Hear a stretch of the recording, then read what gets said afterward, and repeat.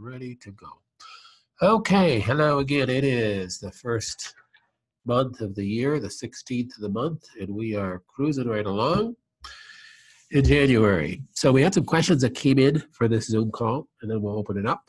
So some questions that came in. First question of the day was wondering which strain is best for cancer. We're talking about strain of marijuana, CBD, or THC oil. And the two main strains for marijuana are the indica and the sativa. You also mentioned Rick Simpson oil on last week's call. I'm guessing it depends on the person and that one should be tested for it. If this is a Zoom topic before, I apologize. So what strain is used? I think the question is what strain is used? What's the best strain for the CBD or the Rick Simpson oil? As far as I know, it's not distinguished. So most commonly, if you do research on it, it's indica that's used for the THC. I don't think it makes that large of a difference, because if you're titrating out the CBD or the THC, I'm not sure that it's the strain that makes a difference in how the dose works for a person. So that's why I don't think that you'll find a whole lot of data on which strain you're using. Now, it makes a big difference on the strain that you're using if you're just smoking marijuana, because it will have some different effects on you. Indica is going to be more relaxing, calming, sedative. So it just depends on what strain you're using for smoking. But for the CBD and the THC, I have not seen data on what strain is being used or what strain is better for a person. So I don't have information on that. Second question, I just listened to a video call Dr. C did about enzyme therapy for cancer. I'm wondering if proteolytic enzymes or fermented enzymes are available through the online store. So proteolytic enzymes are enzymes that break down proteins. That's what that means. And the story of Dr. William Kelly is the story of he was a dentist who helped heal his own cancer. He had liver cancer through using Dr. Barnes' protocol from the early 1900s, which was high-dose pancreatic enzymes. And Dr. William Kelly's enzymes that he used are continually being made by Allergy Resource. We sell them on our store, but we don't typically use those enzymes. We have some people on pancreatic enzymes that are pork pancreatic enzymes, and the reason why those were part of Dr. Kelly's protocol is those were the only enzymes that were available at the time. So understand, this was back in the 1960s. There wasn't a lot of supplements that were available. The porcine pancreatic enzymes were what he found available, and that's what he used, and he had good success with it. But remember, Dr. Kelly's protocol is taking 75 to 150 capsules a day. That's like a couple meals in itself to try to swallow those capsules down. It's not a very doable protocol for most people. What we have found, at least with kinesiology testing, and we found in real life the response of people, using a good fermented enzyme, the Digestymes is the one that we use most commonly. It's not a pork-based, which is really good because some people react to pork and cannot use pork enzymes. And it's not simply a proteolytic enzyme. It's a bunch of different enzymes. Astrozyme is one of them, but it's got about 11 or 12 different enzymes in there. And this has worked much better. It's a fermented-based enzymes. That's why I think the question came out, fermented enzymes, because I speak about that. That's what US Enzymes is. This is a great company. They're made here in Minnesota. You can use a much lower dose. So we've had people test as high as 10 to 15 of these twice a day, and as low as just a few of these twice a day. So these are what I take here too. So I take Digestymes, not not nearly that kind of dose. I only take about 4 to 6 a day, quite honestly. So, but and it's specific cancers that are going to relate to digestive enzyme dosing and a Kelly type protocol. Typically, it's going to be liver cancer is going to most likely respond to it, pancreatic cancer, and some digestive system cancers like bile duct cancer, possibly small intestine, large intestine, colon cancer, rectal cancer can respond to digestive enzyme therapy as well. Those are what we found to be the most common cancers that tend to respond to digestive enzyme therapy. But this is one of that we use. I didn't pull the pictures from the store for the other ones, but Premier or Professional Health Products makes one called Pancreatic 8. That test tends to test second best, and the Allergy Resource Group ones that are actually Dr. Kelly's old formula are the that we have in the store as well. But currently, I don't even have anybody on those. But they used to test good before we had these. So that's enzyme therapy. So we test people on that, though. But you can also take this. The most common use of this enzyme right here is to help with digestion. So enzyme therapy for cancer, you're taking that on an empty stomach. So you're taking that right away when you wake up, right before you go to bed, at least an hour away from food. The most common use of a digestive enzyme on the market by far is to help you digest your food. If you took this digestive enzyme, 1 or 2 with each meal, it would really help you digest your food and get the most out of your food, help you with constipation issues, etc. So that's another reason why a person would take these. Next question came in. Dairy.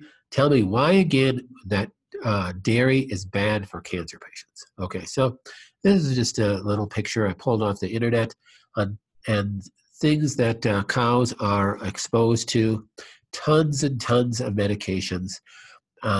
I've said before, I had a good friend who was trying to raise cows more naturally. They were more naturally minded, and they let their cows go outside every day and walk around and eat grass, and then they'd have them come in the morning and milk them, and then they'd send them back out, have them come in the evening and milk them and send them out, and they'd be outside all night. Now, understand, most dairy farms don't do that. So most dairy farms, those cows are in a barn, in stations, 24/7 their entire life. They're very unhealthy. They're kept alive through medications and antibiotics all day long. They're given growth hormone in order to produce more milk, and then they're slaughtered if their milk production drops down or they're beyond calf rearing age. It's very inhumane, but that's not the reason why we take cancer patients off of dairy products. This would be the reason why you shouldn't eat dairy products. However, one would argue, no, I only buy organic milk from my friend who's a farmer who's never given his cows anything like this. He treats them like they're his children, and they live in the living room and sleep in bed with him. And I still say, well, dairy is a problem for cancer patients. And the reason is because of this. You've seen this picture before. We referred to it. Dairy has a lot of IGF-1 in it. Also has hormones and a ton of amino acids because it's a protein source. All these things stimulate this pathway called mTOR. Your mTOR pathway is a growth pathway. Go back and think of the source. What is a cow's milk for? What is a mother's milk for, no matter what mammal they are? The mother's milk is to feed a baby so that baby can quintuple, tentuple its size and weight in a relatively short period of time. And it does so because milk has a lot of IGF-1, a lot of hormones, a lot of protein to stimulate mTOR, to stimulate growth pathways so growth takes place. Do we want to stimulate growth pathways and stimulate mTOR if you have cancer in your body? No. So we don't want to stimulate growth pathways when you have cancer because mTOR on cancer cells is just stimulates the growth. That's why we stay away from glutamates. That's why we stay away from too much iron. That's why we stay away from too much sugar. That's why we don't give a lot of folate products. We don't give methyl tetrahydrofolate in higher doses to cancer patients. It stimulates mTOR. So this is a great chart to understand these pathways on why we would say you need to restrict your dairy. So even if dairy didn't come up as a driver, you don't want to be eating a lot of dairy. So dairy is going to stimulate growth in every single person. Very simple to understand that if you just really look at that chart. I'm going to unmute everybody and open it up for questions. All right, so does anybody have any questions out there? Dr. Connors, this is Deb Swartz from Ohio. You're talking about mTOR and dairy products. Being that some of us are total vegetarians, how do we get vitamin A if we don't get it from animal sources? Okay, I'd have to pull up vitamin A chart to see what it's in because I don't remember that, what your sources of vitamin A are. But there's I know there's lots of vegan type sources of vitamin A other than your dairy products. So, I mean, just think of, other mammals are not drinking milk beyond after they're weaned. So, and, people will argue that question. It's like, oh, I need some animal protein or I'm going to shrivel up and die and my muscles are going to waste away.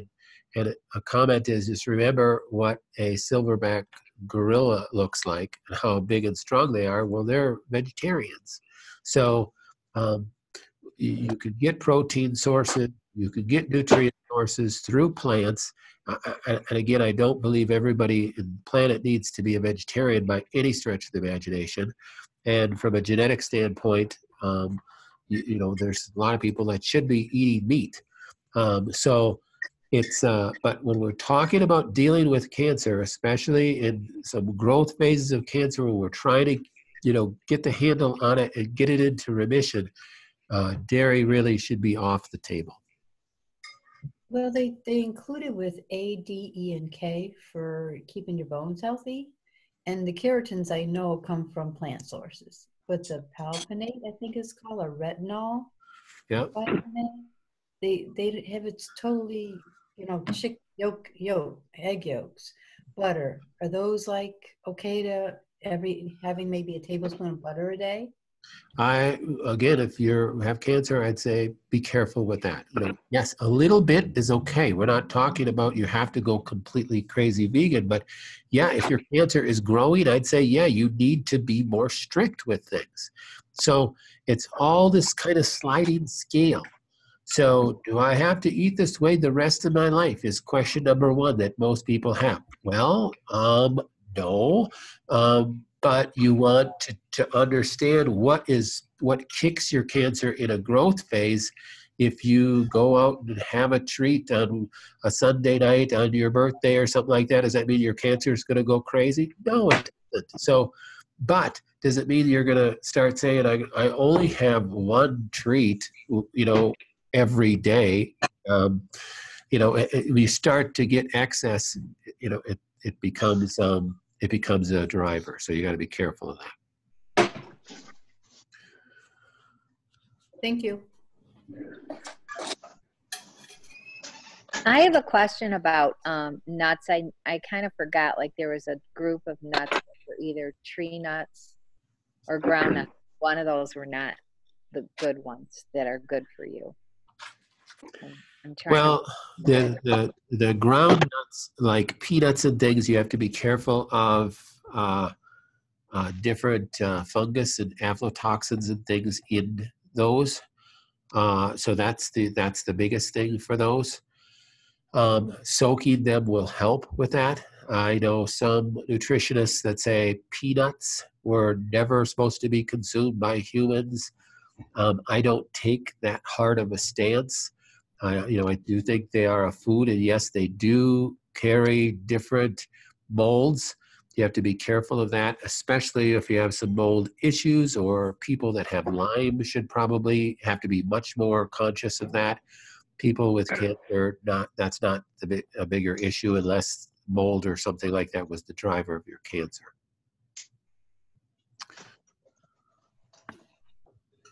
But is it like the toxicity or something that could make it unhealthy in general for people? Well, it's really the molds in it that can make it unhealthy in general for people. But then you go, okay, should I stay away from peanuts because they have mold in them and I could end up with mold issues? Or the little bit of mold in a peanut, is that necessarily bad? Could it be stimulating my immune system to create antibodies against mold so I actually have a greater tolerance to mold? See what I mean? You can balance that out. Not everything that is bad for you is necessarily bad for you in small doses. Isn't there mold in mushrooms then too? There are, yep. There's mold in mushrooms. So if you're eating mushrooms from the store, some people that have mold issues and Lyme issues, so they have biotoxin issues, I have to take them off of mushrooms, off of peanuts, off of anything that can have mold in them. But a healthy person does not have biotoxin issues.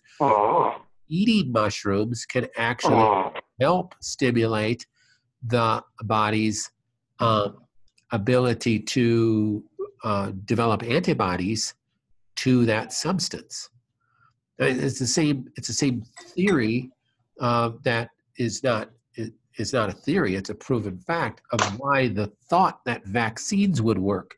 If we give a small amount of the substance, let's say the measles, to the person, and they stimulate, it's enough to stimulate a Th1 and a Th2, which is a B cell reaction in the immune system, that then they'll create antibodies against measles. Now they'll have immunity to measles. The problem comes in is that when you put it in a little vial, and how much are you going to dose that person with that amount of measles? If you give them a little too much, they're going to get a full-blown case of measles. And now you didn't help the person, you just gave them measles. If you give them too little, then it doesn't stimulate an immune response to the measles at all, and they don't create antibodies. So then what they did with vaccines is they said, well, we'll put an adjuvant in with it. And that's why they put formaldehyde, mercury, aluminum, and all this crap that you can't pronounce, all these different chemicals. Those are adjuvants that they have to put in that vaccine because they put such a small amount of the measles in there that no one would develop antibodies against it. But when they add the adjuvants as well, then in a greater percentage of the population, it will stimulate an immune response, and you're not going to develop antibodies against mercury and aluminum and propylene glycol and formaldehyde, but you'll stimulate an antibody against the living organism that was accompanied with that vaccine. In this case, we're talking about measles. So then you hope that they develop antibodies to measles. And if you develop antibodies to measles, and you have circulating antibodies to measles, now when you're exposed to measles, you won't get measles because you have antibodies against it. Your immune system will be more readily to kill it. That's the whole idea with a vaccine. The problem is it just doesn't always work that way. So the percentage of people that actually develop antibodies to the thing that they're vaccinated against is actually quite small. So all you're doing is exposing people to all these toxic adjuvants, and if they have detox pathways that are blocked, those toxic adjuvants can settle in the brain, can settle in other tissues, and cause other problems. And that's what's going on with vaccines. However, you're basically vaccinating yourself against bad things by exposing yourself to bad things in small doses. Hence, the benefit of teaching your kids to go out and play in the dirt like you did as a child is very beneficial because they're exposed to bacteria and toxins and molds that are in the ground, and then their body reacts to them, not enough to make them sick, but there's enough in their bloodstream that their immune system fires a reaction to it, the B cells fire a reaction, and you make antibodies against those things, and you strengthen the person's immune system, because the definition of a strong immune system is you have a lot of circulating antibodies against a lot of things. And when we live in such a sterilized environment, and we've sterilized our atmosphere, and we're not exposed to small amounts of toxins, then you never develop antibodies against it, and you are going to be more susceptible to disease because of that. So there's my soapbox about speech about vaccination, but it's the same thing with exposure to mold. So I personally eat peanuts. I personally eat lots of mushrooms, because I want that exposure to molds and toxins, so I develop antibodies so I don't end up with mold problems if I'm exposed to them in my house. So, or in the yard, or in the ground somewhere. So is it perfect? No, but I want circulating antibodies to mold. So, and other things. And so do you. That's the definition of a healthy immune system. So if they tried harder, could they have come up with some other additives besides the toxic ones?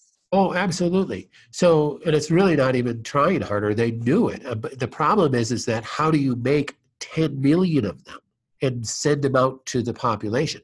So the truth is, how do you know, a 6-year-old who's getting their smallpox vaccine or whatever they get at 6 years old anymore? We didn't vaccinate any of our kids.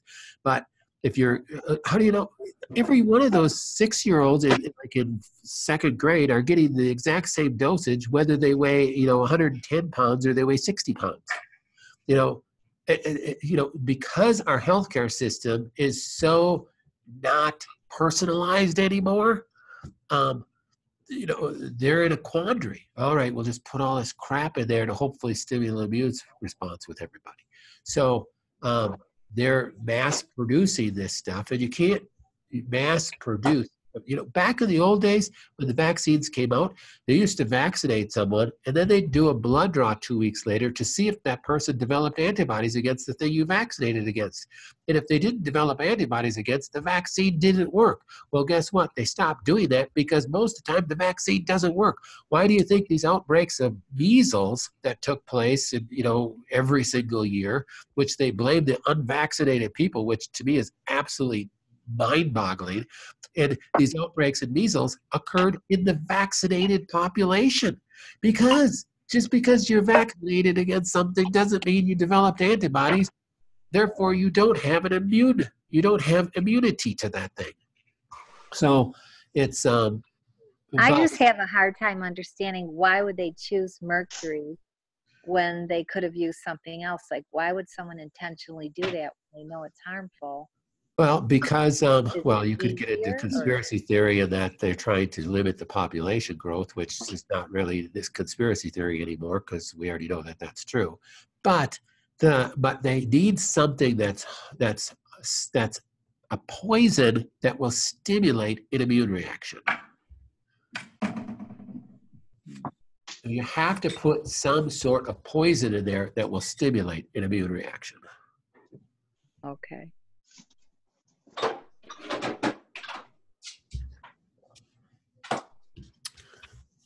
So any other questions? Dr. Connors, on the rife machine,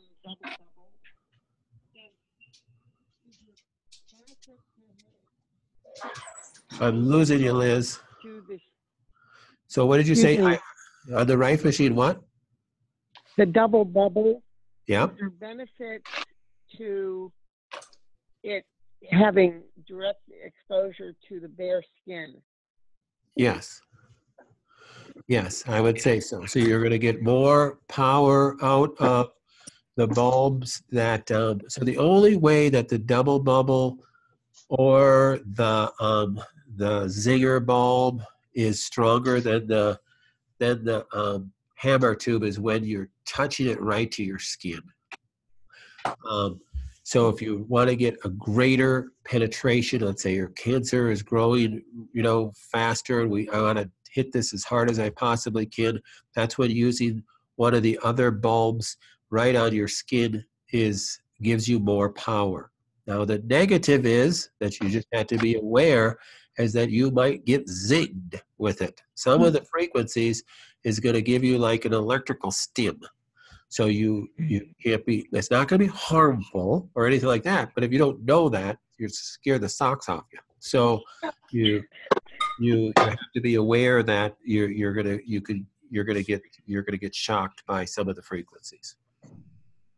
So I never heard of that we had a choice in the bulbs. Like I was given a bulb and I never knew that there was any other ones to use.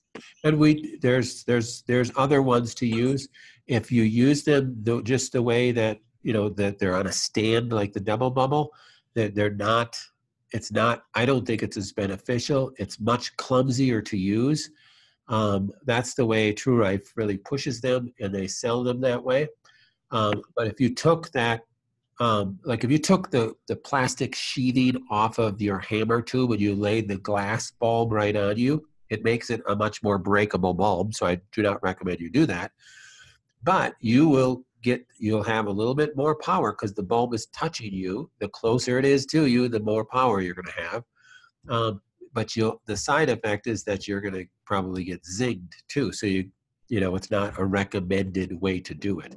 If you look on the True Life website, he also does not recommend you put the double bubble bulb right on your skin. I'm saying that if you are trying to get more penetration and trying to hit it harder, well, you're not going to get a whole lot more, but you may get a little bit more with the double bubble directly on your skin. So with the hammer tube is that long cylinder, right? The hammer tube is the long cylinder, and even though if you have the hammer tube right on your skin, the bulb really isn't right on your skin because the bulb is inside the plastic sheathing. Okay, so it doesn't make a difference. Does it make a difference to have it on your bare skin or versus through a pair of pajamas? I think the closer it is, the less things it has to go through, the more penetration you're going to get. So for most people, putting it right on your pajamas is just fine. But if you want even greater penetration, then put it underneath your pajamas. Is there a difference? That's great to know. Is there a difference? I don't know. Is it measurable? No, because we can't stick a meter inside your stomach to see the difference. But I think, yes, I think that is a factor. Now,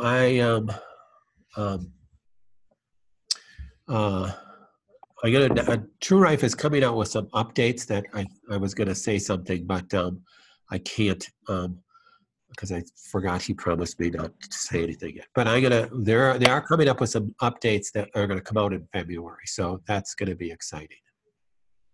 Yes, that is. Dr. Connors, including the hammer bulb with the crystal kind of light. Yep. So the crystal tube is another choice with the hammer tube that he came out with about a couple years ago, and he sent one to me to test. Well, how do you test if it's better or not? There's just no way to know. So, we haven't really used that one. It's more expensive, and I just don't know that it's any better. So, I just we haven't done that one. Donna, you had a question.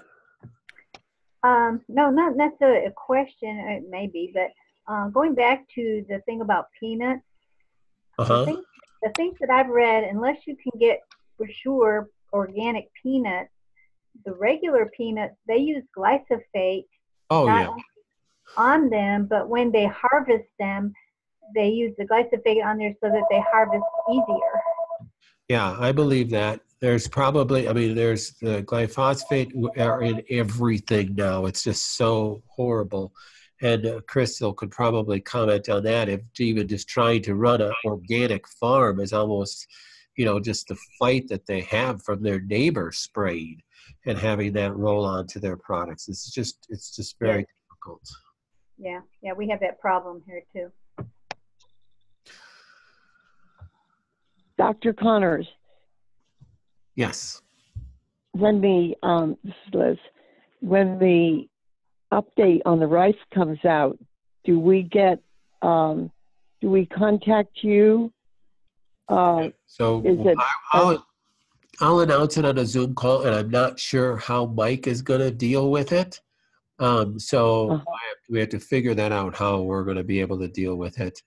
So I'll announce it on the Zoom call as soon as I find out. It won't be a simple thing as just getting an update on a little disc. I don't know, because it's a updated hardware. So, but I'll find out how he's gonna deal with it with everybody as well. Well, that's exciting for me to hear. I really am been very faithful to the rice machine. Yeah. Well, and you know, I've announced on other Zoom calls for a while now, I've been experimenting with the GB4000 in the office. I haven't sent anybody home with a GB4000. That's a different brand of rife machine. I am not, I love Mike at True Rife. Don't get me wrong. He's been great for us in making tweaks to his product, everything that I've ever asked for. He's great at helping with any product problems. If there's any damage to machines, he fixes them. He gives us deals all the time on those. But I have to be more loyal to my patients than anybody else. So right. I am experimenting always with equipment. That's probably, I should probably go to counseling for that. But the GB4000 is a piece of equipment. It's a competitor of True Rife. I think there's advantages to the GB4000, but there's disadvantages. I think it is more powerful than the True Rife, but it's harder to use, and it's not as programmable. So you can't do as many things with the GB4000 as you can with the Rife, with the True Rife. But it's almost like they're different. So we've been doing the GB4000 on patients that are coming here for therapies. So if you've been here the last 2 months for different therapies, we may have done the GB4000 on you while you're here. And so we're doing more experimentation with it, just so you know. So always looking for what's going to help our patients. I'll be out in a few minutes. At this point, though, you don't know. What's that? At this point, you do not know. I do feel, my belief right now is that it is more powerful. But and at first I thought, wow, this is a lot more powerful. I might switch to using this. But then I realized that not having more power isn't always better. So it's like, okay, if 3 vitamin C's are good for me, well, then I'm going to take 9 because that would be better for me, right? No, that wouldn't be better for you necessarily. So it's the same thing with Rife. Just because it has more power doesn't mean it's necessarily better. Hitting with a lower power for a longer period of time can be better. So initially, my thought was, wow, this is more powerful. I can tell the difference in myself. But then I started getting a lot of Herx issues and other things. I went back to the True Rife, and I've been using the GB4000 a few days a week on me just at the office, just for a short period of time, and doing the True Rife as soon as I get home and, all night long. My idea flipped back to, I still think the True Rife's better. So, but the GB4000, I could see using it as a therapy to like hit something just in a specific organ really hard for a short period of time. So yeah, if you have a lot of money at your disposal and you want to experiment with it, I have some here that I could program for you that you could play with and you could do. The other negative about the GB4000, there's a steeper learning curve to learn how to do it. It's not computer based. So that is an issue too. But if someone's cancer is really going crazy, we just want to do whatever we need to do. So. There are days that the Rife machine totally controls my life. Controls your life in the sense of time-wise? Time-wise. Yeah. Time-wise. Between the foot baths and the hammer and wand and double bubble and Yeah, I hear you there. And that's where maybe the GB4000 could be helpful, but you and I and some other people on this call are in the same boat that probably if it wasn't for the Rife, we wouldn't be here. So, right, I agree. It's been can I ask maximum dose of Liposol with vitamin C with Liposol daily? Maximum dose of liposomal vitamin C would be to tolerance, really. And most people tolerate it very well, doesn't cause stomach issues. But really, you are going to absorb about 60 to 80% of that. So if you're trying to get 20 grams in, you're really up to 30 grams of the liposomal a day. That's a lot. That's, and you wouldn't necessarily have to do that on a daily basis. You might do that twice a week. So 30 grams of liposomal, which is 30,000 milligrams twice a week, would be equivalent to about 20,000 milligrams of IV vitamin C twice a week. Okay. All right. Well, I have to say goodbye as I have another meeting to go to here. So thank you all for participating. And I will get this saved and up on Facebook right away. And we will talk. Make sure you keep asking questions. Send those in on the emails too, so we make sure we get to them. Bye now. Thank you. Thank you so much. Have a good week. Bye-bye now. Thank you.